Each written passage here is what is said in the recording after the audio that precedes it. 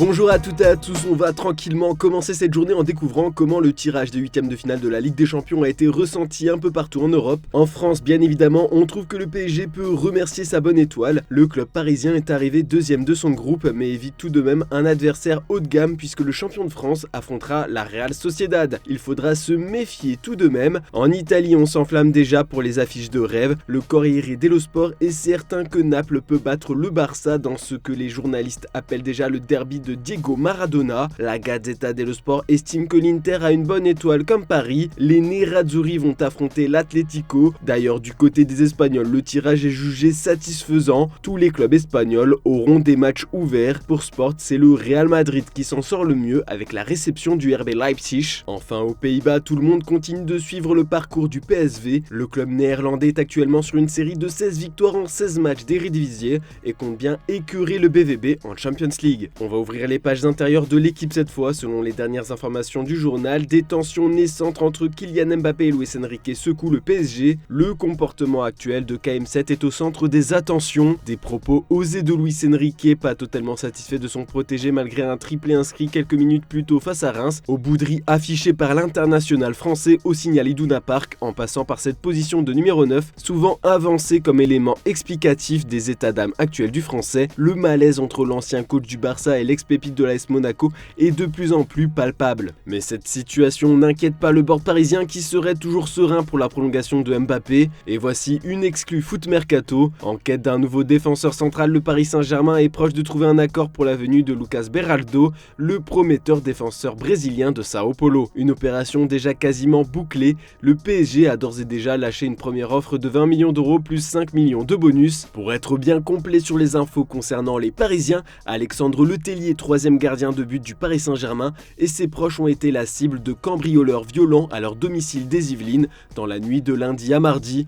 Vers 2h du matin, le portier parisien et sa compagne ont été réveillés par le déclenchement de leur alarme, signalant une intrusion dans leur jardin, selon les informations recueillies par RMC. Ils ont aussitôt appelé la police. Les 4 malfaiteurs ont eu le temps de pénétrer dans leur maison et de séquestrer le couple et leurs 2 jeunes enfants âgés de 2 et 6 ans. Sous la menace d'un couteau, les agresseurs ont réclamé de l'argent et des bijoux, n'hésitant pas à frapper au visage la compagne du joueur. L'intervention rapide des policiers a permis d'interpeller 3 des 4 malfaiteurs qui ont été placés en garde à vue dans les locaux de la police judiciaire de Versailles. Le FC Barcelone de son côté ne compte pas être un spectateur du mercato hivernal. Comme nous le rapporte Mundo Deportivo, le président du FC Barcelone, Joan Laporta, a assuré dans une interview que le Barça va essayer de compenser la longue absence de Gavi avec le recrutement pour la deuxième partie de la saison d'un nouveau milieu de terrain. Ce serait un prêt jusqu'à la fin de la saison comme nous l'avons fait il y a de nombreuses années avec Edgar Davids. Voici ce qu'a expliqué précisément Laporta. De nombreux joueurs potentiels ont été désignés par les journalistes espagnols, Renato Sanchez, Calvin Phillips, André Santos et Thomas Partey notamment. Puis d'après Sport, Clément Langlais pourrait partir à Naples. Toujours sous contrat avec le FC Barcelone, le français joue très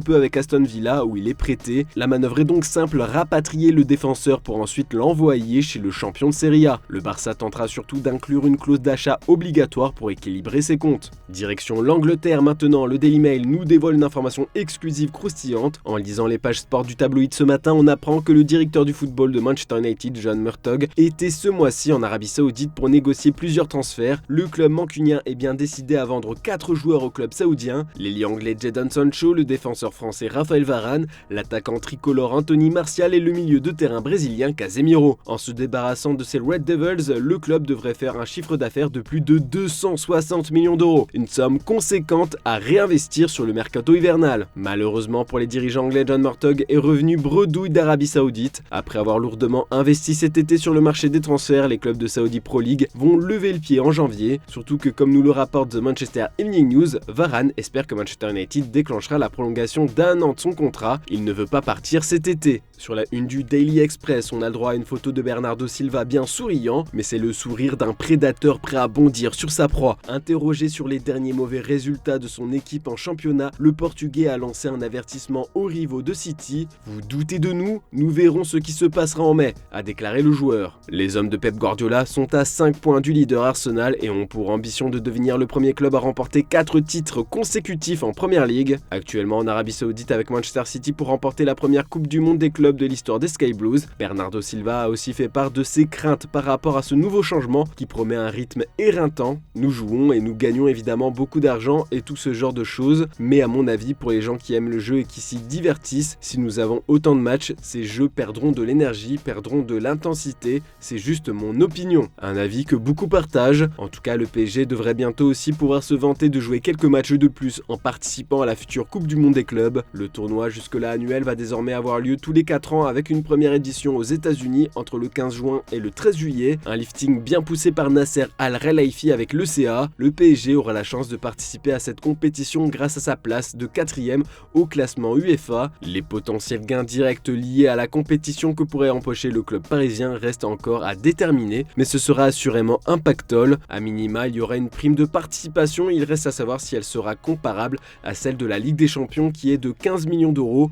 On peut également ajouter une potentielle prime de qualification, une participation sur la billetterie et des droits télé qui devrait rapporter au bas mot entre 30 et 50 millions d'euros, si ce n'est pas plus, estime Pierre Rondeau, économiste du sport et directeur de l'Observatoire du sport à la Fondation Jean Jaurès, interrogé par nos confrères du Parisien. On va terminer ce tour d'Europe au Portugal. La lutte pour la première place de Liga Betclic est très intense ces dernières semaines. Hier soir, le Sporting recevait le FC Porto, un choc hautement important. Les deux équipes étaient à égalité de points en tête du championnat. Ce sont les Lisboètes qui ont pris seuls les commandes en battant les Dragões 2-0. Ce qui a marqué nos confrères portugais, c'est surtout le très mauvais geste de Pepe. Et oui, à 40 ans, il continue à faire parler de lui. Le capitaine de Porto a reçu un carton rouge direct après avoir asséné un coup au visage du joueur du Sporting Portugal Mateus Reis, qui a fini avec la lèvre ouverte et ensanglantée. Porto a dû jouer pratiquement toute la seconde mi-temps à 10 contre 11. Le roi de Lisbonne en ce moment pour les journalistes de Record, c'est Victor Gyökeres. L'attaquant suédois se distingue de plus en plus chaque semaine sous les ordres de Ruben Amorim. Il a marqué et délivré une passe décisive hier soir. Il a tout simplement été une véritable plaie pour la défense de Porto, comme le note le média. Voilà, c'est tout pour ce mardi. On se retrouve demain matin pour une nouvelle revue de presse. N'oubliez pas le JT Foot Mercato en fin d'après-midi. Bonne journée à toutes et à tous.